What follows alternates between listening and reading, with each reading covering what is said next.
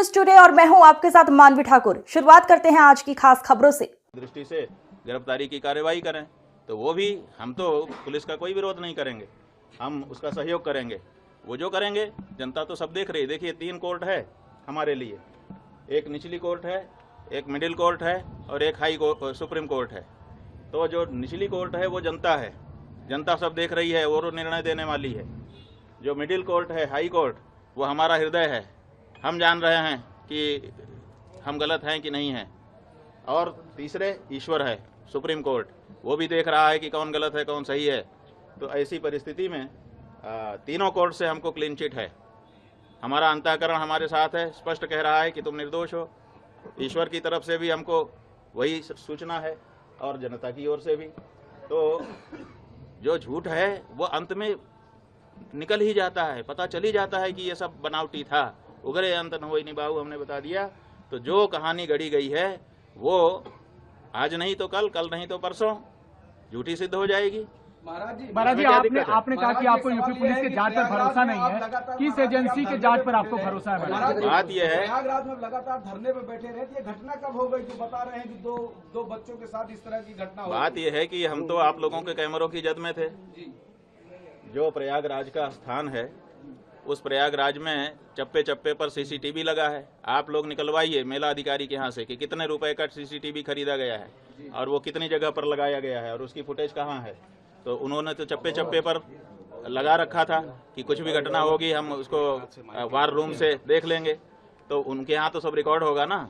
हमारी बस तो हमारे शिविर के अंदर नहीं खड़ी थी, क्योंकि पुलिस ने जो हमारे साथ ज्यादती की उसके बाद से हम शिविर के अंदर प्रविष्ट ही नहीं हुए, बाहर ही खड़े रहे।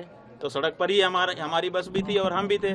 तो ऐसी परिस्थिति में वो सब सीसीटीवी की कैद में है। दूसरे दिन रात आप लोगों का कैमरा हमारे ऊपर लगा हुआ था और उसमें कहना कि हम ये सब कर रहे थे, कितनी नीचता की बात है। और ये भ्रम फैलाया जा रहा है कि गुरुकुल में ये सब हो रहा है। हमारे गुरुकुल में जब वो लड़के कभी प्रविष्ट ही नहीं हुए, पढ़े ही नहीं, उनका हमारा कोई लेना देना ही नहीं है। वो हरदोई के विद्यालय के छात्र हैं, जैसा कि उनकी मार्कशीट जो मुकदमे में लगाई गई है उससे पता चला है। तो जब वो यहाँ पढ़ते नहीं हैं, लिखते नहीं हैं, आए नहीं हैं, गए नहीं हैं, यहाँ से कोई उनका लेना देना नहीं है, तो उनके साथ कैसे कोई कुछ कर सकता है। और तीसरी बात यह है कि ये कह करके भ्रम फैलाया जा रहा है कि सीडी है, सीडी है। वो सीडी किस चीज़ की है, वो उसको क्यों नहीं सार्वजनिक किया जाता है?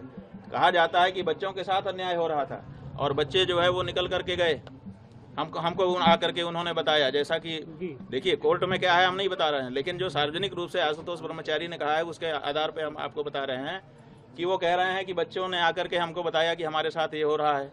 और फिर सीडी भी लेके आए बच्चे। इसका मतलब बच्चे सीडी बना रहे थे। कौन बना रहा था सीडी? बच्चे बना रहे थे या कोई दूसरा ही बना रहा था?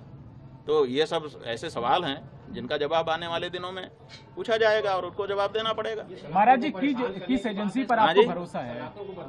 ये बात ये है बंधु, इसको समझिए और आपके माध्यम से जनता भी समझे कि सनातन धर्म को नष्ट करने के लिए कुछ लोग चोला पहन करके आ गए हैं, अपने आप को हिंदू हिंदू कह रहे हैं। उनका काम हिंदुओं का नहीं है, वो हिंदुओं के विरोध में काम कर रहे हैं, लेकिन अपने आप को हिंदू सिद्ध करके कर रहे हैं। जब विधर्मी चोट नहीं पहुंचा सके तो हिंदू चोला पहन करके हिंदू धर्म को नष्ट करने के लिए कुछ लोग आगे आए हैं और वो इस समय कारगर रूप से अपना काम कर रहे हैं। एक शंकराचार्य नाम की संस्था है, 4 शंकराचार्य जो देश में हैं, वही सत्य सनातन धर्म की बात इस समय कह रहे हैं। अब इनके मन में है कि अब हमने सबको अपने वश में कर लिया, अब शंकराचार्यों पर बस में कर लें। अब शंकराचार्य बस में आएंगे नहीं, क्योंकि वो तो सत्य सनातन धर्म की बात करेंगे।